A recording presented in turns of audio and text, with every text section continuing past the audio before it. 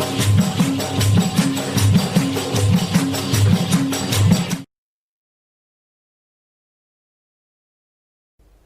bandar Bukita yang terletak di Narathiwat, Thailand, dulunya dikenali sebagai Kampung Loh Jut, mungkin agak baru bagi segelintir pelancong dari Malaysia.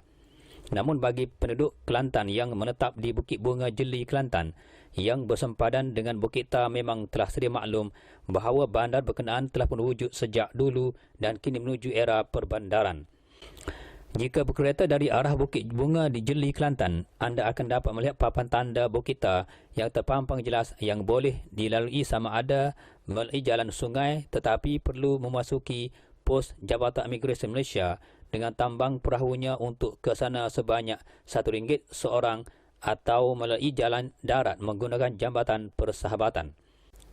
Pembinaan Jambatan Persahabatan yang merentangi Sungai Golok sepanjang 120 meter yang ditandatangani pada 14 Oktober 2004 yang dulunya dikenali sebagai Jambatan Muhibah telah dirasmikan pembukaannya oleh pemimpin di kedua-dua negara di antara Perdana Menteri Thailand Surayat Chulanon dan Perdana Menteri Malaysia Datuk Seri Abdullah Ahmad Badawi pada 21 Disember 2007 telah mendekatkan hubungan kedua-dua negara berjiran, mengeratkan silaturahim antara keluarga kedua-dua negara, apatah lagi barangan dagangan kedua negara turut bersemi.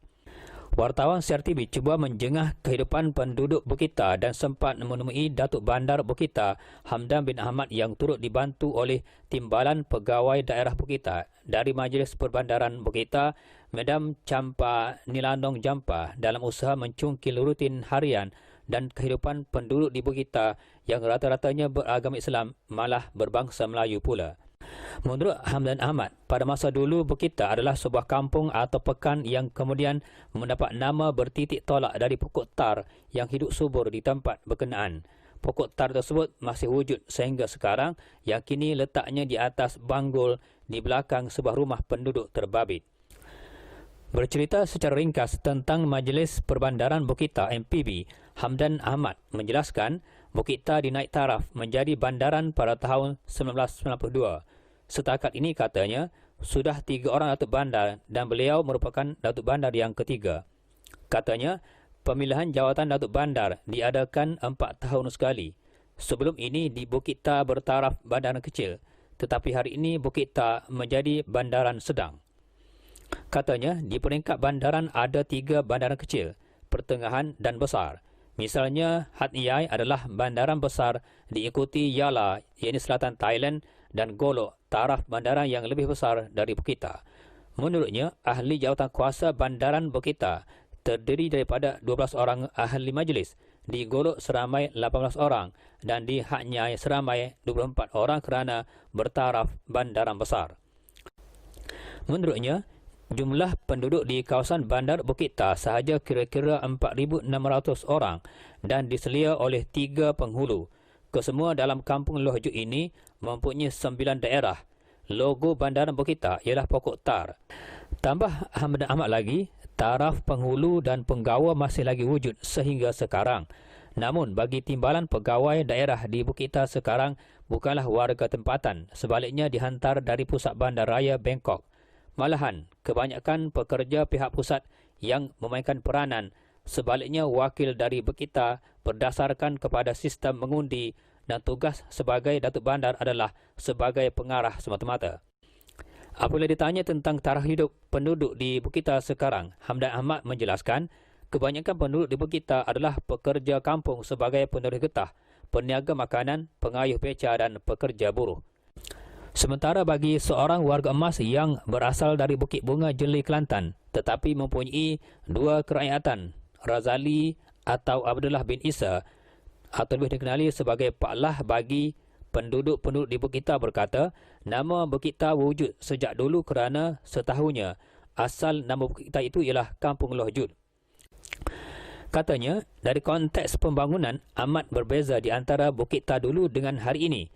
Pada masa dulu, Bukita masih terpinggir dan keadaannya diselubungi hutan. Keadaan ini tentunya menyukarkan penduduk di sekitarnya untuk mencari sumber pendapatan, apatah lagi pada masa itu kerja memang begitu sukar diperolehi, manakala harga barang juga agak mahal. Bezanya dengan hari ini, walaupun harga barang dikatakan agak meningkat, namun disebabkan penduduknya memperolehi pekerjaan yang sesuai mengikut kemahiran masing-masing, tentunya pendapatan yang diperolehi juga bertambah. Sebagai contohnya, walaupun terdapat di kalangan penduduk Bukit Tar bekerja kampung, berbanding dulu yang agak sukar, tetapi dewasa ini, segala barangan keperluan yang ada di Bukit Tar boleh dijual beli asalkan ada kemahuan ke arahnya. Katanya lagi, pada masa dulu apa yang ada itulah rezeki dan mereka tidak pernah menolaknya kerana pada masa itu sumber makanan amat sukar diperolehi, tidak sebagaimana hari ini. Kebanyakan penduduk di Bukit Tar pada masa itu hanya makan ubi kayu dan jagung yang ditanam sendiri sebagai sumber makanan. Manakala kalau ingin makan nasi terpaksa mengerjakan dan menanam sendiri padi bukit dan padi huma. Dulu kebanyakan makan nasi beras tumbuk, tetapi sekarang makan nasi beras yang siap diproses. Tambahnya, penduduk Bukit Tar pada masa dulu, orang-orang kampung memang gemar makan nasi beras yang ditumbuk kerana rasanya lebih manis. Tetapi zaman moden ini ternyata berbeza apabila golongan muda menyatakan beras yang dimesin, yakni beras siap, lebih enak. Warnanya putih menarik mata memandang, tetapi hakikatnya telah hilang perisa dalam beras tersebut. Katanya, pekerjaan utama penduduk di Bukit Tar ialah menoreh getah. Walaupun terdapat penanaman padi, namun kebanyakan padi yang ditanam di Bukit Tar sekadar untuk makanan keluarga kerana padi huma dan padi bukit ditanam oleh keluarga terbabit untuk mengelak berlaku kebuluran. Menuntutnya lagi, hari ini rata-ratanya penduduk Bukit Tar membeli beras yang didatangkan dari Chiang Rai dan Bangkok sebagai makanan keperluan. Menurutnya, Bukit Tar mula dibangunkan pada tahun 1976. Jika dibandingkan dengan Kampung Cik Him di Tak Bai amat berbeza kerana Kampung Cik Him adalah sebuah bandar besar. Jelasnya, Kampung Cik Him itu adalah sebuah bandar asal lagi sedangkan Bukit Tar ini adalah baru. Bukit Tar mula dikenali semenjak pembukaan Jambatan Muhibah yang dirasmikan oleh Perdana Menteri Thailand dan Perdana Menteri Malaysia. Barulah Bukit Tar mula berkembang kerana telah dikenali umum. Itu menurut seorang lagi penduduk yang ditemui, Bukhari bin Ibrahim atau lebih dikenali sebagai Yi berkata, bandar Bukit Tar kini baru sahaja dinaik taraf sebagai sebuah perbandaran setanding dengan lain-lain bandar di Thailand. Sebenarnya, masyarakat Kelantan sendiri sudah sedia maklum tentang hubungan di antara Bukit Tar di Thailand dengan Bukit Bunga di Jeli Kelantan, Malaysia yang hanya dipisahkan oleh sempadan sungai kedua-dua negara. Katanya, sememangnya kebanyakan penduduk di Bukit Tar ini adalah pekerja kampung sebagai penoreh getah. Selain itu, kebanyakannya membawa nasib sebagai peniaga di Malaysia khususnya di Kelantan. Keadaan nasib masyarakat di Bukit Tar ini tidaklah sebagaimana di tempat-tempat lain di Thailand. Apatah lagi jika ingin membezakannya dengan keadaan di Malaysia, misalnya yang rata-ratanya jauh lebih senang. Sebab itulah bagi segelintir penduduk di Bukit Tar ini mencari peluang yang terbuka luas lalu merantau ke beberapa negeri di Malaysia sebagai peniaga dan sebagainya. Kalau dibandingkan di Bukit Tar, tidaklah sebaik di Malaysia.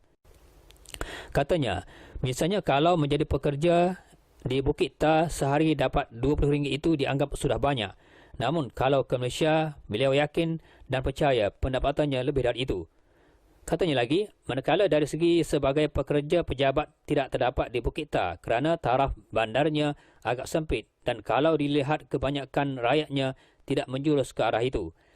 Thailand adalah sebagaimana di Malaysia di mana pintu dan sumber rezeki terbuka luas. Jadi, rakyat dapat memilih sebarang jenis pekerjaan yang mampu dilaksanakan oleh mereka. Misalnya di Malaysia, bagi golongan pelajar di universiti dan pusat-pusat pengajian tinggi, apabila mereka keluar sebagai graduan, mereka memperoleh pekerjaan sebagaimana kelulusan mereka. Sebaliknya tidak di Bukit Tar. Sambung Bukhari lagi, sebab itulah bagi golongan terpelajar dan lulusan universiti, apabila mereka tamat belajar dan walaupun telah lulus dari universiti yang dimasukkan, mereka sukar mendapat sebarang jenis pekerjaan sebagaimana kelulusan yang mereka terima.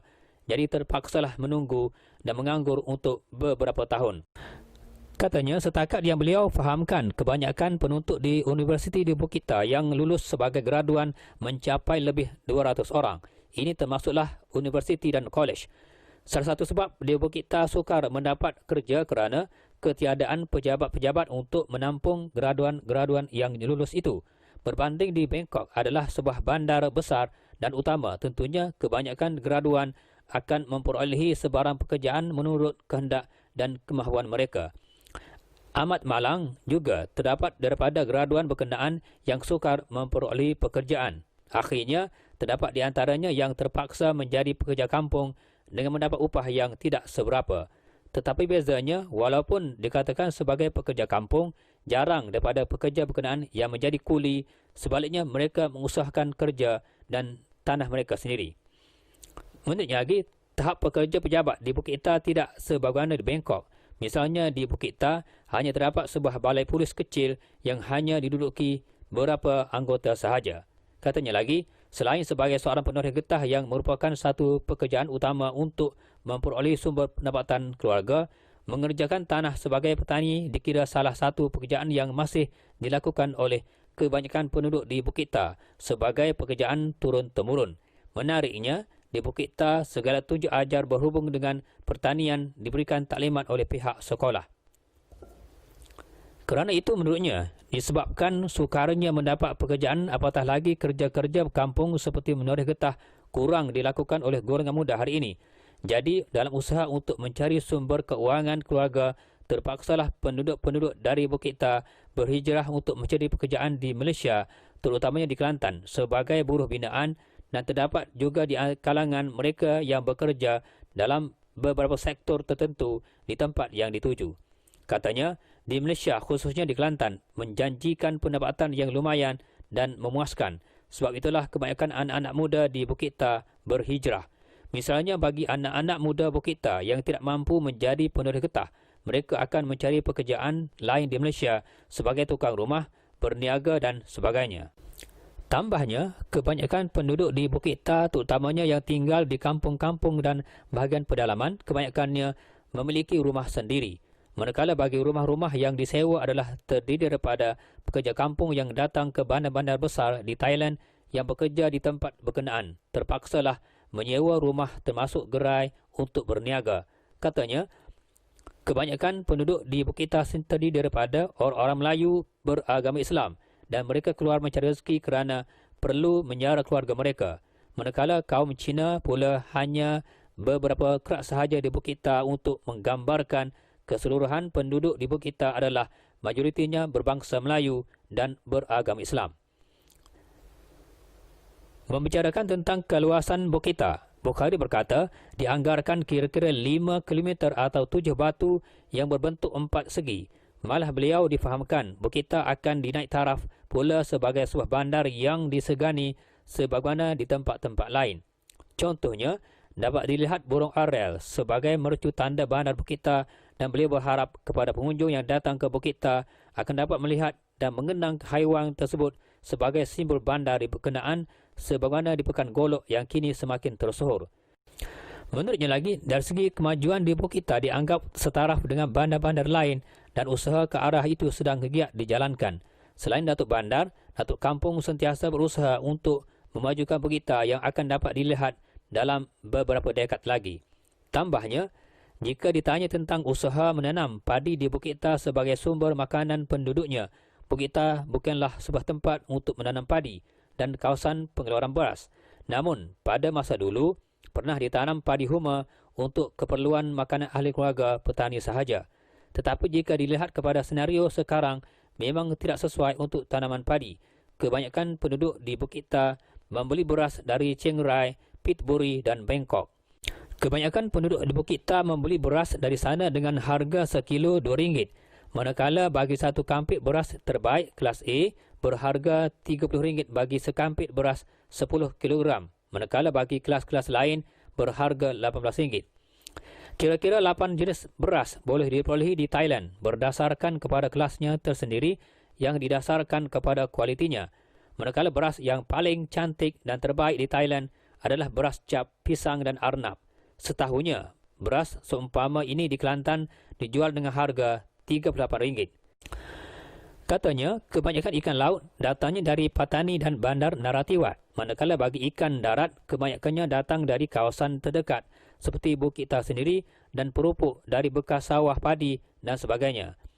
Manakala kebanyakan daging datang dari Bandaraya Bangkok kerana bandar berkenaan bukan sahaja sebagai tempat ternakan lembu berbanding di Bukita. Kebanyakannya bukan sahaja daging tetapi lembu hidup juga turut dijual yang datangnya dari Bangkok. Bagi pelancong Malaysia, khususnya dari Kelantan yang hidup berjiran di antara kedua-dua negara, boleh mengeratkan lagi persahabatan sama ada dalam konteks hubungan kedua-dua negara atau perhubungan kedua-dua keluarga. Ini kerana penduduk di Bukita yang rata-ratanya beragama Islam malah berbangsa Melayu pula tentunya tiada bezanya kerana kita adalah dari rumpun yang sama, cuma dipisahkan oleh sempadan Sungai Golok yang berjarak 100 meter sahaja.